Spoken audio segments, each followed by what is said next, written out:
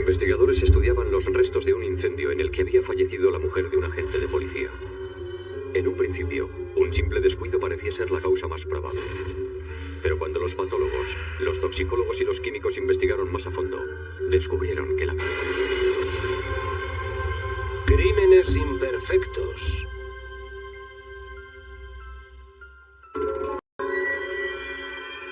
En una fría mañana de febrero en Green Bay, Wisconsin, Lola Cater llevaba a sus hijas a casa y descubrió que se había producido algún tipo de accidente.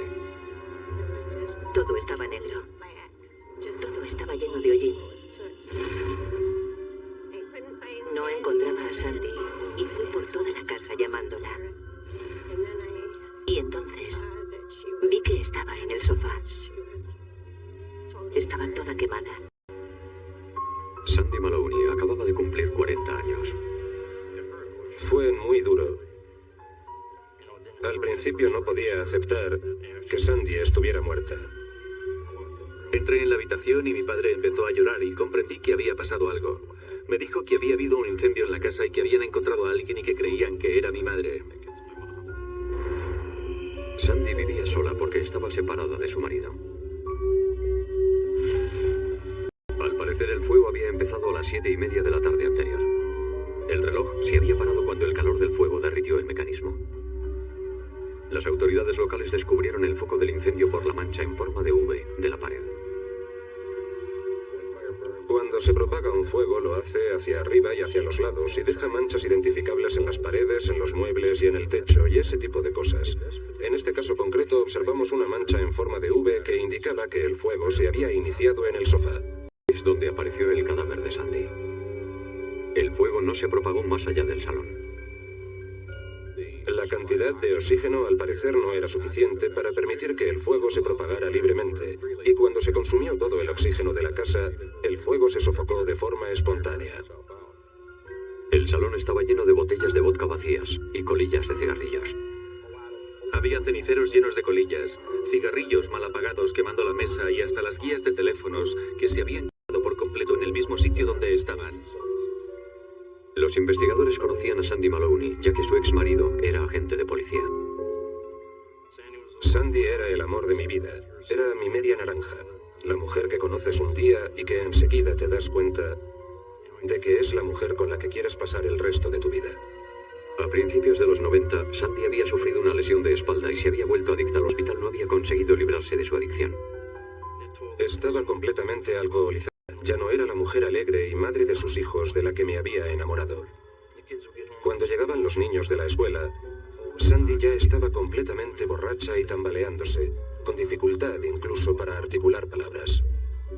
Yo sabía que las cosas iban mal porque llamaban cobradores y cosas así, y cuando se tiene una adicción hace falta mucho dinero para mantenerla, y ellos no tenían dinero para pagar las facturas, y ese era el motivo principal de todas las discusiones entre mi padre y mi madre. Así que no era completamente ajeno a la situación. No fue una sorpresa para nadie que cuando los Maloney se separaron, John se quedara con la custodia de sus 3 hijos. Sandy continuaba hundiéndose cada vez más. Discutían. Y John empezaba a insultarla. Y siempre estaban enfadados. Y era como si aquella casa fuera a explotar. Ella pasaba casi todo el tiempo encerrada en casa con el teléfono descolgado y había perdido el contacto con casi todas las amistades que tenía antes. La investigación preliminar indicaba que el fuego había empezado por una colilla que Sandy había apagado mal en un descuido. Pero la autopsia de Sandy indicaba algo muy distinto.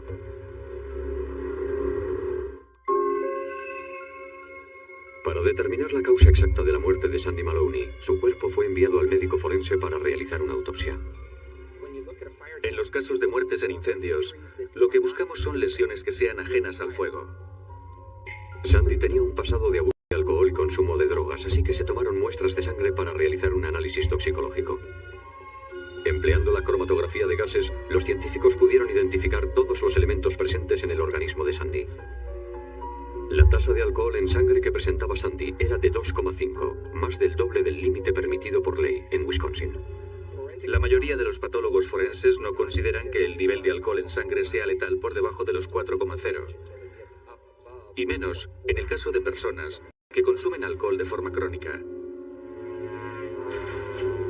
Sandy apareció boca abajo sobre el sofá. No es lo habitual en casos de intoxicación. Lo normal es que tiendan a desmayarse, pero aun estando intoxicados, el cerebelo sigue funcionando y hace que muevan un poco la cara para poder respirar. Y ella estaba con la cara hundida en un cojín. Y había otro dato que también era sospechoso. El nivel de monóxido de carbono en sangre era de solo el 8%. Cuando una persona muere en un incendio, el porcentaje de monóxido de carbono suele ser del 70% o superior. Y el nivel de monóxido de carbono de Sandra Maloney indicaba que ella ya estaba muerta antes del incendio. Y el médico forense encontró aún más pruebas que apoyaban esa versión. Garganta bajando por la tráquea y extendiéndose por los pulmones. Sandy solo tenía un poco de hollín en sus vías respiratorias. Mucho menos de lo que debería haber. Y tenía contusiones en los músculos del cuello y de la espalda. Eso podría habérselo producido una persona que estuviera encima de ella, tal vez con una rodilla o con un brazo, mientras la sujetaban contra los cojines y la estrangulaban.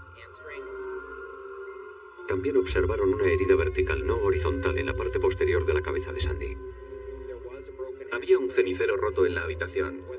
No sabemos si ese fue o no el objeto que se empleó, pero es la clase de objeto pesado y afilado que podría haber producido ese tipo de herida. Sandy apareció en el sofá sin camisa. En el cesto de la ropa sucia del sótano, los investigadores encontraron una camisa de pana cubierta de sangre. Por lo visto, alguien quiso ocultarla entre otra ropa, pero las manchas de sangre de la camisa coincidían con la herida que presentaba en la cabeza, y eso levantaba muchas sospechas. Por el conjunto de pruebas que teníamos en este caso, era obvio que se trataba de un homicidio. La muerte se la había producido otra persona. En el lugar del incendio, los investigadores encontraron varios objetos sospechosos. Una caja de cerillas quemada debajo de una gorra de béisbol de tela. Y pañuelos de papel enrollados y metidos entre los cojines del sofá. Los investigadores de incendios lo llaman trailers. Estos trailers que encontramos en el sofá y enfrente del sofá nos indicaban que el que hubiera cometido el crimen tenía algunos conocimientos sobre incendios y sabía cómo hacer que el fuego se propagara de un lugar a otro. Ahora, con pruebas de que había sido un homicidio y un incendio provocado, el exmarido de Sandy, John, se convertía en el principal sospechoso. Pero tenía una coartada. Había estado en casa con su novia la noche del incendio. Mis hijos estuvieron conmigo toda la noche y Tracy Hellenbrand también estaba. Pensamos que podía haberle pasado cualquier cosa. Alguno de sus amigos que estaban metidos en drogas y esas cosas. A pesar de la coartada, los investigadores descubrieron que John recientemente había estado asistiendo a clases sobre investigación de incendios como parte de su formación como agente de policía. Puedo decir tajantemente que yo no tuve nada que ver con la muerte de Sandy. Yo no maté a Sandy.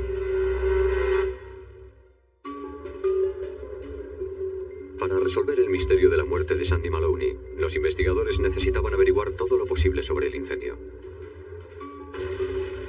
El suelo iba desde el sofá, donde más daños había, desplazándose hacia el centro de la habitación. Y eso nos indicaba que podía haberse utilizado un acelerante líquido, porque era una zona muy irregular y que se alargaba. Se recogieron restos de la zona del sofá en una lata cerrada al vacío y se enviaron al laboratorio criminológico de Wisconsin para analizarlos.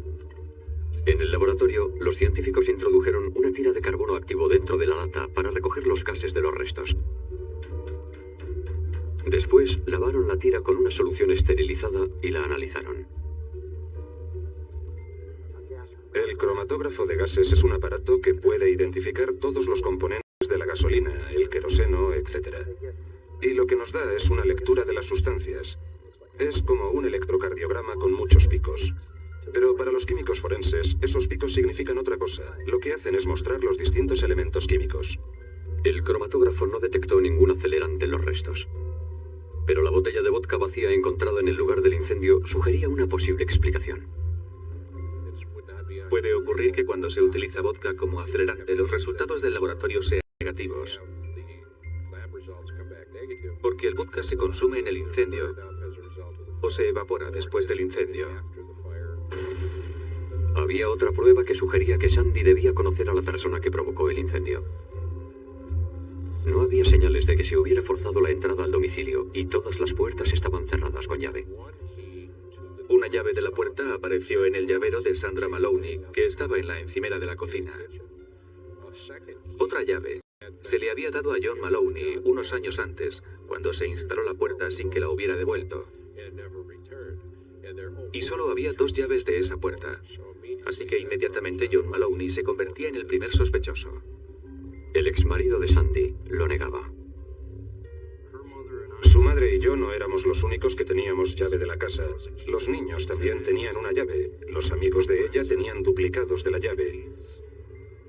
Y cuando yo me fui de la casa, cambiaron la cerradura, o sea que yo no tenía la llave. Tenía la llave de una contrapuerta que había en la casa. Esa era la única llave que yo tenía de la casa. Y los investigadores habían descubierto un posible móvil. John había acordado pagarle a Sandy $450 mensuales por manutención, más la mitad de sus bienes y su pensión, según los términos del divorcio. La policía se dio cuenta de que la novia de John, Tracy Hellenbrand, también podía tener un móvil económico. Pensábamos que los dos tenían conocimiento sobre el asesinato o que podrían haber participado. Ella tenía motivos para sentir. Había estado en casa con John la noche del asesinato, pero los investigadores decidieron presionarla diciéndole que podían acusarla de cómplice en el crimen.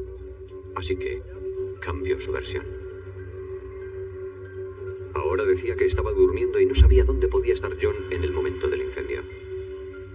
También dijo que John se había comportado de forma extraña aquella noche. Su novia Tracy nos dijo que le había visto muy nervioso y que estaba temblando cuando volvió a casa. Y también dijo que la ropa le olía a humo. Tracy accedió a ayudar a la policía llevando un micrófono oculto mientras le hacía preguntas a John sobre lo sucedido. Pero en esas conversaciones, John negaba cualquier participación en los hechos. Hubo que esperar varios meses hasta un viaje de vacaciones a Las Vegas para que las conversaciones se hicieran más interesantes.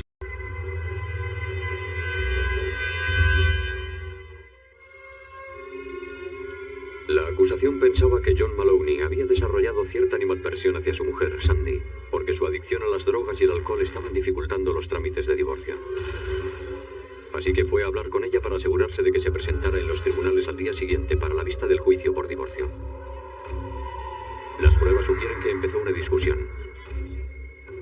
Y Sandy recibió un fuerte golpe en la cabeza, ya fuera de forma intencionada o accidental.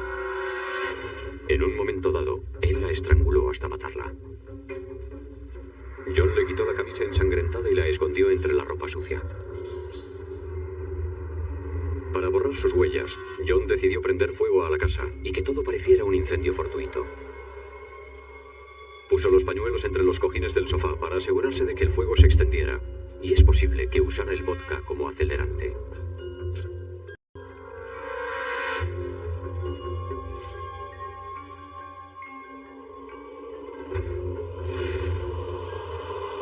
John salió del domicilio pensando que toda la casa quedaría reducida a cenizas y con ella todas las pruebas del asesinato. Pero se equivocaba. No había oxígeno suficiente en el interior de la casa para hacer que el fuego se extendiera y quedó sofocado en poco tiempo.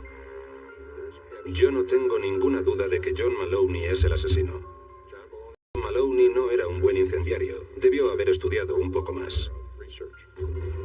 Para fundamentar su caso, los investigadores le pidieron a la novia de John, Tracy, que le preguntara sobre el incendio mientras ellos estaban a la escucha. Instalaron una cámara oculta y un micrófono en su habitación de un hotel de Las Vegas, aprovechando un periodo vacacional. La vigilancia que hicimos en Las Vegas y lo que apareció en las cintas nos dio una idea más clara de cómo era la relación entre John y Tracy y pudimos ver su lado oscuro. Y también pusieron de... Claro que la odiaba. La odiaba. Dijo que era una puta babosa y una puta anoréxica borracha. Y que quería librarse de ella. Al cabo de horas de interrogatorio, John llegó a admitir que sí había estado en casa de su mujer el día del incendio. ¿Para qué fuiste allí? Para acabar de una vez por todas con el asunto del divorcio. Y la amenazaste para que fuera al juicio, ¿no? No, le dije que acabara de una vez y dejara de hacer sufrir a los niños. John Maloney había mantenido desde el principio que él no había estado en la casa y llevaba mucho tiempo sin ir. El hecho de reconocer que estuvo en la casa el día del homicidio fue lo que nos hizo atar cabos. ¿Viste si estabas entrando? No voy a contestar a eso, solo sé que había botellas de vodka y ceniceros llenos de colillas. ¿Vale, Tracy? ¿Crees que fue un accidente? Sí. No la quemarías viva, ¿verdad? No. Llegó un momento en el que parecía que John Maloney iba a agredir físicamente a Tracy. John Maloney empuja a Tracy Hillenbrand contra la pared y le pone las manos muy cerca del cuello. Y en ese momento, cuando vi aquello, comprendí que John Maloney era perfectamente capaz de haber cometido el crimen. Lo que la gente no sabe es que eran las 4:30 de la mañana y ella me había despertado para seguir haciéndome preguntas. Estaba muy enfadado, porque todo el mundo me acusaba de haber hecho algo que yo no había hecho. Pero para los investigadores, las cintas decían lo contrario. John Maloney fue detenido y acusado del asesinato de su mujer. En el juicio, los abogados defensores aceptaron las pruebas forenses presentadas. La verdad es que no hicieron gran cosa, o digamos nada en absoluto, durante el juicio de John, para cuestionar la versión de la fiscalía de que había sido un incendio provocado. La defensa se cruzó de brazos y aceptó las pruebas de los fiscales, sin cuestionar su base científica. En lugar de eso, la defensa señalaba a Tracy Hillenbrand como la verdadera asesina. Las pruebas físicas, las pruebas forenses, la declaración de los testigos, sus testimonios, todo señalaba a una sola persona, que era John Maloney. El jurado declara al acusado John Maloney culpable de los cargos.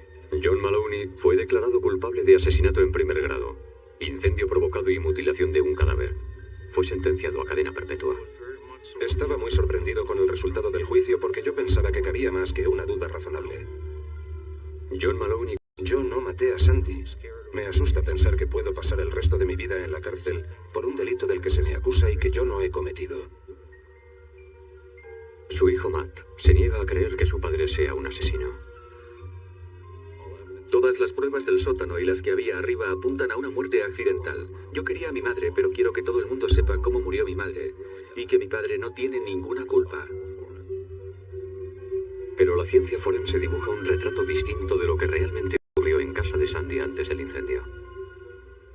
La autopsia es como la voz de los muertos, los testigos mudos del crimen. Si la autopsia no hubiera revelado lo que reveló sobre la muerte de Sandy, el caso podría haberse cerrado como una muerte accidental. Este caso no podría haberse resuelto sin las pruebas que recogieron los investigadores del escenario del crimen, y sin la ciencia forense podríamos tener a un asesino suelto en la calle.